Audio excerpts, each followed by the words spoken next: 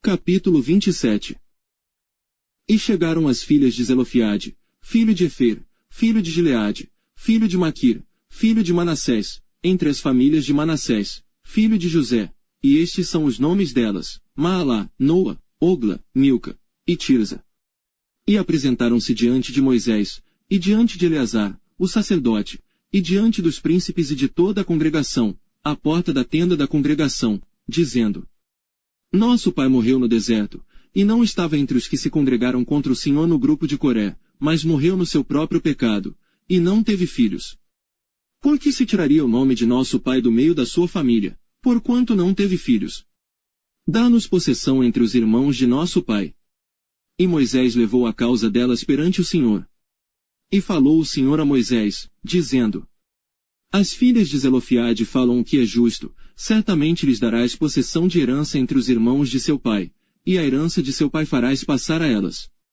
E falarás aos filhos de Israel, dizendo: Quando alguém morrer e não tiver filho, então fareis passar a sua herança à sua filha. E, se não tiver filha, então a sua herança dareis a seus irmãos.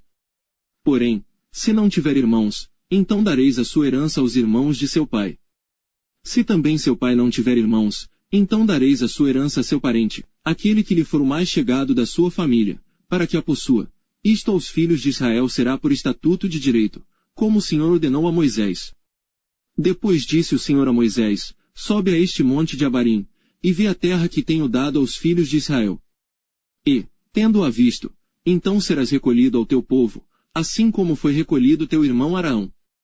Porquanto, no deserto de Zim, na contenda da congregação, fostes rebeldes ao meu mandado de me santificar nas águas diante dos seus olhos, estas são as águas de Meribá de Cádiz, no deserto de Zim.